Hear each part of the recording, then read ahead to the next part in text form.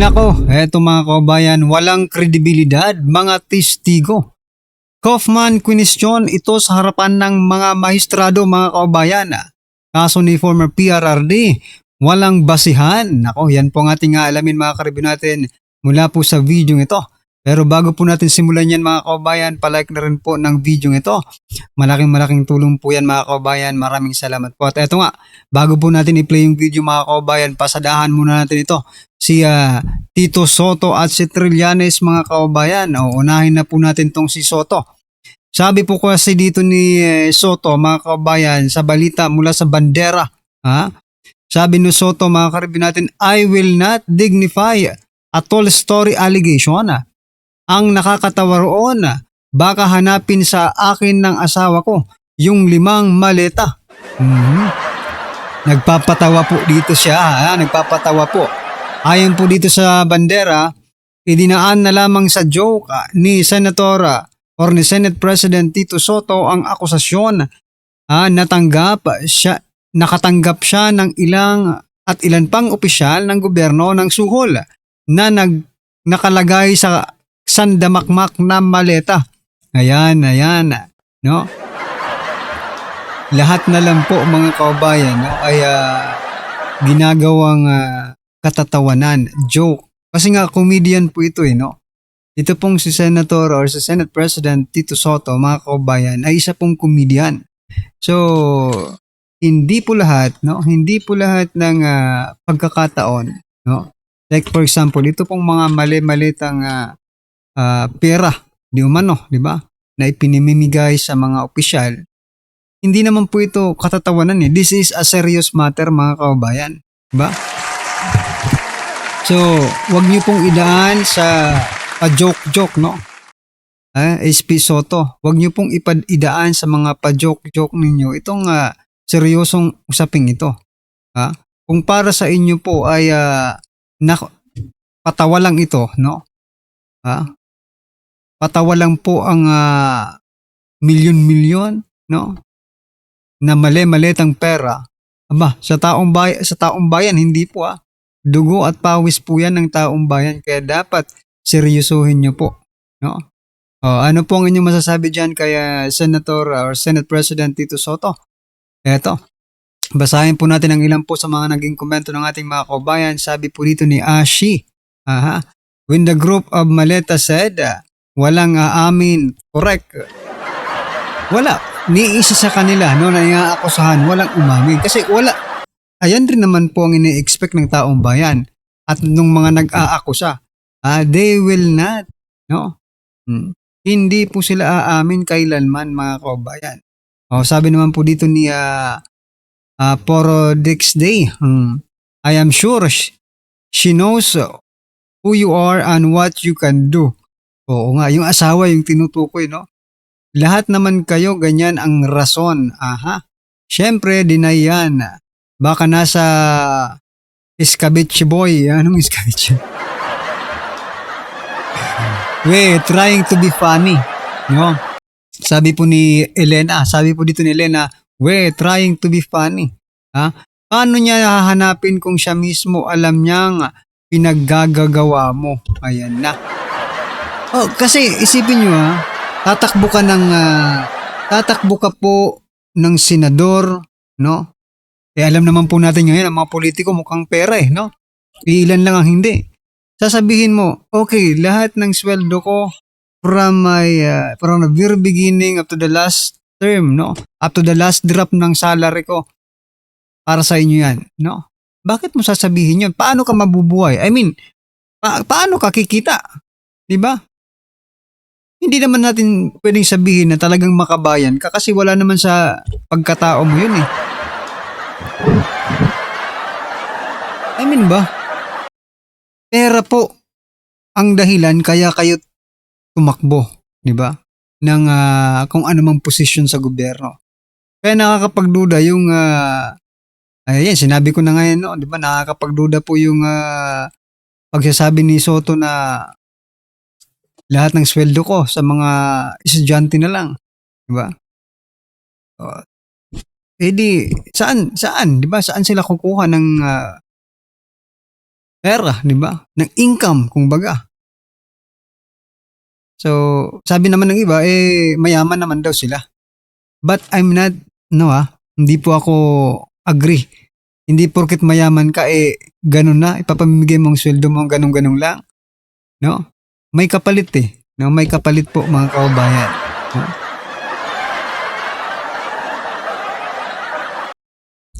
Anyway, ano po ang inyong masasabi dito mga karabin natin? Just comment down below. At eto, pasadahan naman po natin itong si Trillanes bago po natin i-play yung video.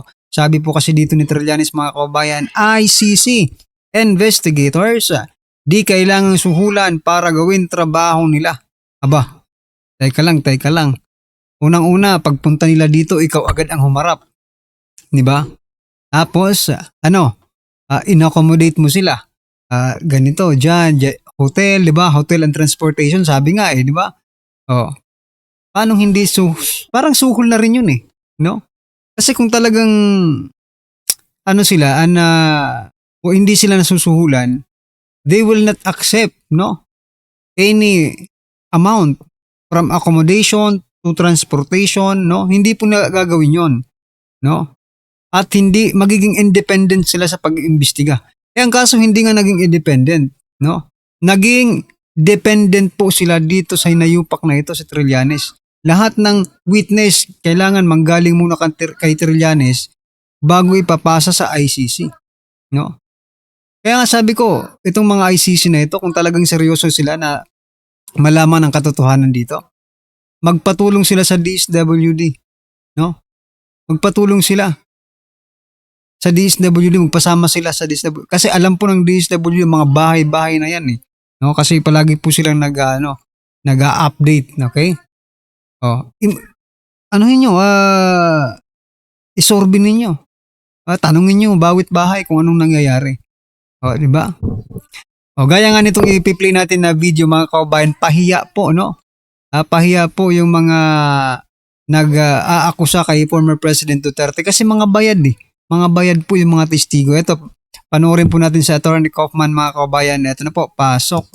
Another issue pertaining to the general credibility of the prosecution's witnesses is the way in which they were recruited. In my opening remarks a couple of days ago, I talked about the general fairness of pursuing charges brought by a prosecutor who was formerly a representative for more than 100 victims of Mr. Duterte's alleged crimes. I also talked about a recorded telephone conversation in which one of the participants bragged about acting as President Marcos Jr.'s silent partner for channeling witnesses to the ICC. Apparently, I raised presidential spokesperson's hackles considerably. So let me quote a bit more so that I can assure her that my cognitive faculties, which she doubted, are in fact intact. And this is what this covertly recorded individual, who I'm forbidden from naming, said. They cooperate through me, since I don't hold a position. Redacted. But we are able to do it. So what? What happened here is an ICC investigator will give me a list of witnesses, documents they need to bolster the case against Duterte. Then I provide it. I give it to the different agencies so it can be approved. There are witnesses who need a pardon. I get the authority from the president, and they are granted a pardon. Basically, like that, it becomes a priority mission of the government. I don't think I've disclosed here, Madam President, any working methodology of the Office of the Prosecutor.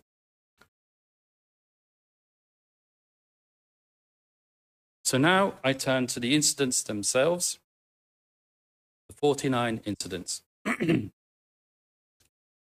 The prosecution invites you to view these incidents as the manifestation of a much larger pattern. To quote the prosecution's very words in filing number 330 at paragraph 5, The 49 incidents are a non-exhaustive list of examples of the conduct underlying the charges. Indeed, the prosecution speaks of thousands of victims in toto, data sets, and patterns of violence. Now, the defense does not deny that much drug-related violence did occur. It was occurring before Mr. Duterte assumed the reins of power and continued, as we have shown, by way of a sharp increase after he left office.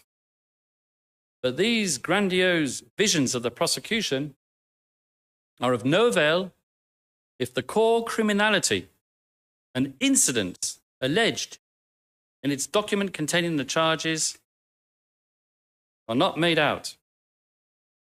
So the question before you is whether there are substantial grounds to believe, firstly, that each of these specific incidents were unlawful killings, namely deliberate acts of murder, and secondly, that they were knowingly committed to further the criminal objective of the so-called common plan or the state organizational policy with which it has been conflated, and finally, that they are indeed attributable to Mr. Duterte under a recognized mode of liability. Preempting a possible defense, always a good tactic for a prosecutor, and sure of the strength of his own case, there is a heavy reliance on expert analysis of data sets to argue that reported instances of self-defense were statistically improbable.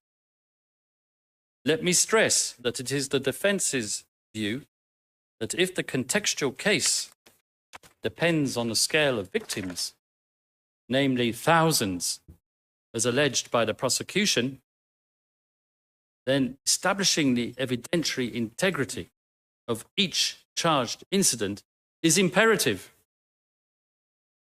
In other words, the defense firmly submits that the pretrial chamber should not commit any one of the 49 incidents to trial unless it concludes that there are substantial grounds to believe that Mr. Duterte's criminal linkage and liability has been established for each one.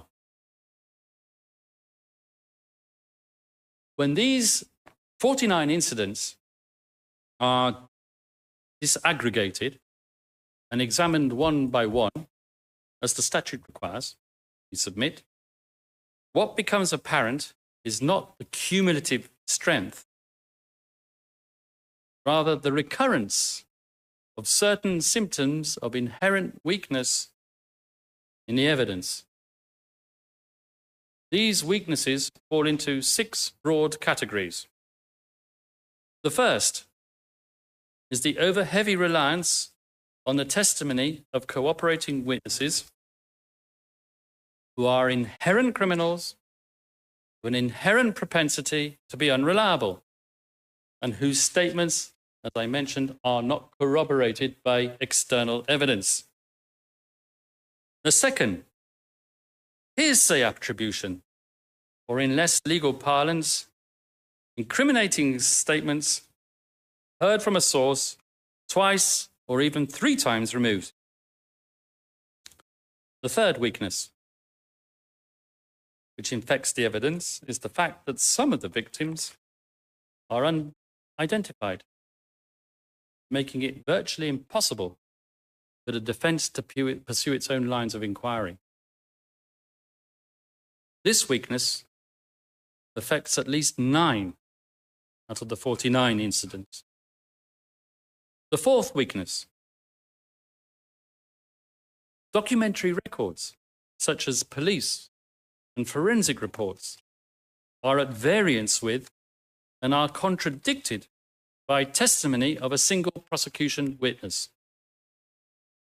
Fifth, the hoary old chestnut of conflicting statements emanating from 2 or more witnesses testifying to the same event, some contradicting one another some contradicting even themselves.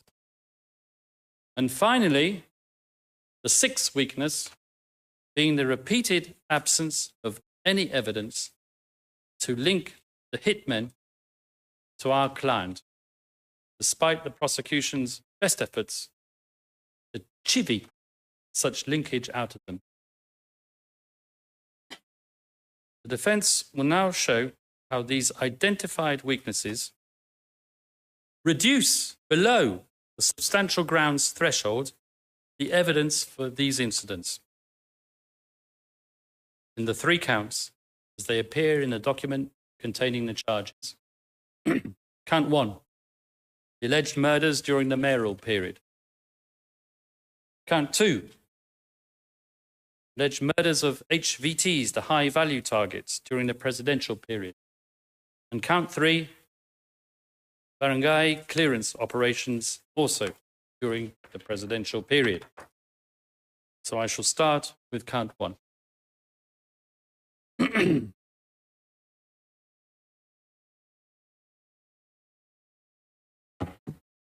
As we know, the first cluster of incidents falling under count 1 concerns the so-called and totally fictitious Davao Death Squad period. This concerns incidents 1 through 9 of the document containing the charges.